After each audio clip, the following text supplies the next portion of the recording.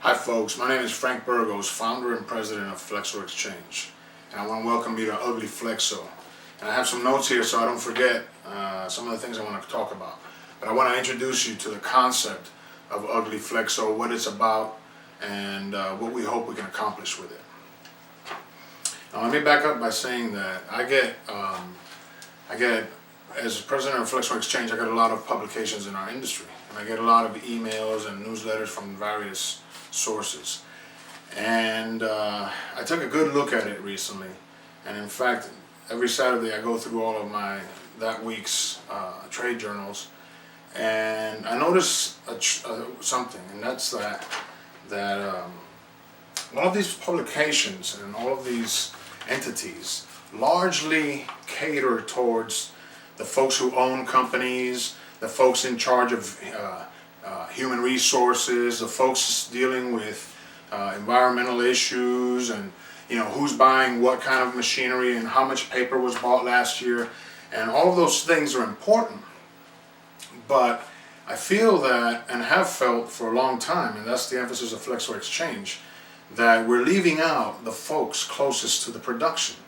And I'm not sure exactly why that is. It might be because of the availability of folks that have the facility to talk to the subject and to teach on the subjects, but we're not really, I think, reaching the folks closest to, for example, the folks who deal with the product structures, the folks who deal with work orders, the folks who generate films and plates, the guys who mix the inks, the people who handle the substrates, and the folks who buy substrates, the folks producing the printed product itself, the press operators, the folks, the assistant press operators, and the folks supporting those folks, and the people mounting the plates, people making the plates, people converting the product and rewinding it and turning it into bags or sheets or whatever it may be, and folks in the packaging and the shipping department. These folks are not getting treated in our publications. They're not getting enough material, I think. And I don't think that it's for any reason other than that's just the way it is. That's the way it's evolved, okay? And folks considering careers in Flexo, all they hear about is the Flexo press and the Flexo press, but none of the material out there is really dealing with the Flexo press. So why ugly? Why are we calling this Ugly Flexo? Well, probably the main thing about ugly is that it gives us the license, all of us, to produce video that's not perfect. I've already been told my head shines, I rub my nose, cough or whatever, the lighting is not perfect, I talk too fast, all of these things, that's fine, that's ugly. But calling it ugly gives us the license to put up what we can to help all the folks out there learn from us. And by us, I mean you guys out there in the production floor and that sort of things, because we're going to solicit your participation in this to make this happen, because it's about you, it's about all of us.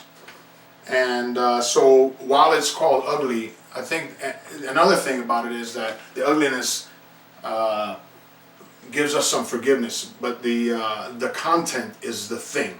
It forgives us for the quality of the production and says, and focuses on the beauty of the content. And that's what we want to focus on, the hands-on stuff. I think about all the people out there, reinventing the wheel. In the old days of apprenticeship, I learned things from guys that I might move from one company to the next, and this guy teaches me a trick that, wow, that's a really cool trick. But unless I have met that person, by having to move and him be there and he learned it somehow, I might have never learned that simple trick my whole life. By doing this in video and all of us participating together, I'm hoping that we can collectively shorten the learning curve of learning all of these neat tricks of production that make things happen and get jobs printed and converted. And I think that most folks want to share their knowledge if they have a format. And by this being ugly and giving all of us the permission to produce non-perfect video, I think it lowers that barrier and allows us. Look at the YouTube phenomenon. As a matter of fact, this video right now is on YouTube, although that may change. So, Ugly Flexo is a global apprenticeship project among all of us. And while these videos are ugly, including the ones that I've already got up there, I've got about 25 videos up there right now. I want to tell you that there should be pearls and buried treasure in there that you guys can hunt for and find if you're willing to listen and pay close attention and rewind and all of that. So what we want to do here is we want to put up tricks, tips, techniques, concepts, procedures. We want to reply to questions on the bulletin board at Flexo Exchange.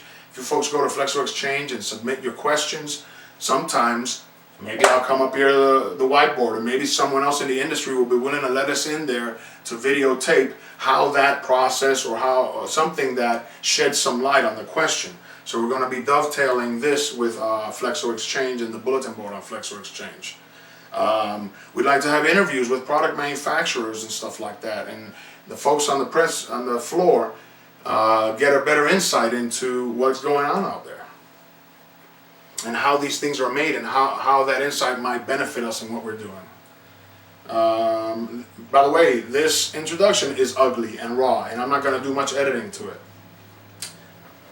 So going forward also, we need to figure out how to manage video submissions, because some folks may want to, I've already seen some videos out there, some folks may want to submit videos of an operation at their plant, and there could be some trade issues with that, or the company might not approve, or what do we do if you decide later on you want to get the video submission back. So there are some logistical things that we have to figure out, some technicalities, and we have to continue to evolve the workflow and the technology going forward. So right now, initially, what we have is a small video archive of about 25 and growing videos of just me talking, helping out some friends that were just friends in a couple of places. And you can see that, and you can see it's raw and it's ugly. And get the idea of what we're trying to do here. But this is not about just me teaching, it's about everybody collaborating and working together, okay? I talk fast, I mumble, I'm in noisy environments, some of the video is not clear, and I will groom these over time and maybe create better videos, but right now it's up there and it's accessible, okay? So look for the buried treasure. Now, why the whiteboard? The whiteboard is a traditional way of learning, and I happen to like it. When we go through exercises on the whiteboard, you have to visualize the experience in a different way. Hands-on, there's no substitution for that. There's no substitute. Watching someone else do it, there's no substitute for that. But I also think that there's no substitute for a whiteboard. And when we're teaching each other, we're drawing on paper, we're doing things just like that. So it's a natural way and a traditional way for us to learn and teach. It's accessible to everybody. If you have an idea and you want to submit it, you can do a whiteboard too, and we can all share this medium. Very easy. It's low tech, okay? So we can all chime in. It lowers the barrier for all of us to participate. And it mimics how we teach, like I said, in actual press room environments. But it's just one of several teaching methods, and we have to get all of them. There are other ways of learning, and you'll explore and take advantage of those, but this is another way of learning here, okay?